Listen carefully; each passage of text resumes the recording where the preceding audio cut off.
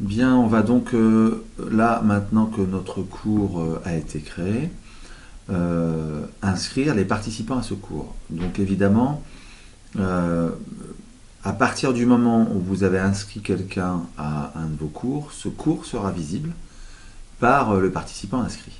C'est pourquoi, en général, moi, j'inscris les participants au dernier moment, une fois que le cours me convient et que sa progression me convient ou que les ressources sont à disposition. Donc pour ajouter les participants à un cours, il suffit de cliquer donc sur participants. Dans un premier temps, on se rend compte que donc je suis le seul participant à ce cours et que j'ai bien ici le rôle d'enseignant.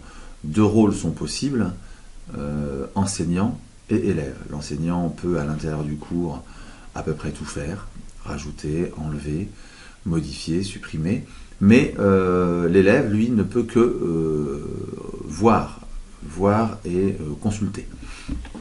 Il est possible, on le verra plus tard, pour un dossier, une activité ou une ressource, de modifier les droits et de permettre par exemple à un élève inscrit d'avoir un rôle d'élève sur l'ensemble du cours, sauf sur une partie ou une ressource sur lequel il pourrait avoir un rôle d'enseignant, c'est-à-dire sur lequel il pourrait apporter des modifications.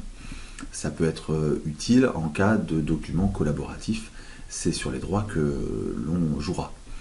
Donc ici, ce cours SVT3, j'ai décidé d'y inscrire tous mes élèves de 3e, et je ne vais pas ajouter les participants un par un, c'est tout à fait possible, mais bien utiliser ce qu'on appelle la synchronisation hiérarchique. Donc la synchronisation hiérarchique, elle permet d'aller chercher directement un groupe d'individus et de les inscrire avec tous le même rôle.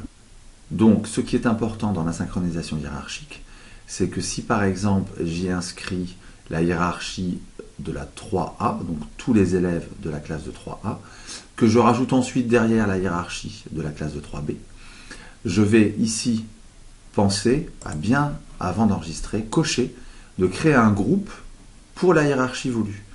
En gros, l'ensemble des 4 troisièmes, des 4 hiérarchies vont être inscrits en tant que participants au cours, mais je pourrais ensuite avoir des actions individuelles par élève, mais aussi par groupe. Donc par exemple, donner un accès à la classe de 3 à une partie de mon cours et refuser cet accès à la 3B, la 3C, la 3D qui par exemple n'est pas encore arrivé au niveau pour aborder cette partie.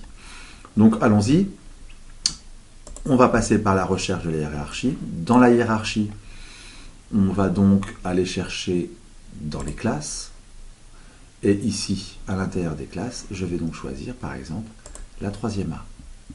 Je vais aller chercher une autre hiérarchie, cette fois-ci la 3e B.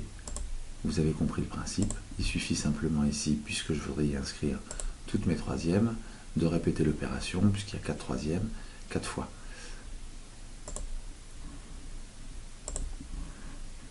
En fait, la 3e E présente ici est vide et ne devrait pas être présente. Voilà. Donc mes 4 3e ici sont bien dans la synchronisation hiérarchique et un groupe par classe va être créé automatiquement. Donc je vais enregistrer l'inscription des participants et le récapitulatif montre bien que les 3 classes sont bien inscrites. Si ensuite je vais regarder les groupes, je vois que les 4 groupes ont été créés et que ces groupes ici, même s'ils ont été créés automatiquement, peuvent être enrichis par d'autres groupes, par exemple de niveau, que je pourrais tout à fait créer, à la fois à l'échelle de l'ensemble des 3e, mais pourquoi pas pour chacune des 3e. Donc l'inscription en utilisant la synchronisation hiérarchique est fortement recommandée, puisque quand une classe ici est inscrite, les élèves qui la composent sont directement puisés dans l'annuaire fédérateur. Cet annuaire est mis à jour par l'administration en cas de changement d'élèves de classe ou de l'arrivée d'un nouvel élève dans une classe. Cette synchronisation hiérarchique va permettre que votre liste d'élèves et les travaux que vous allez faire avec eux seront toujours à jour.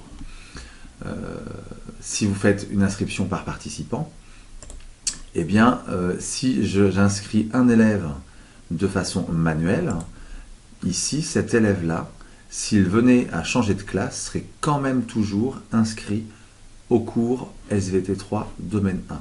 C'est pour ça que la synchronisation hiérarchique est la façon d'inscription d'une classe entière à retenir.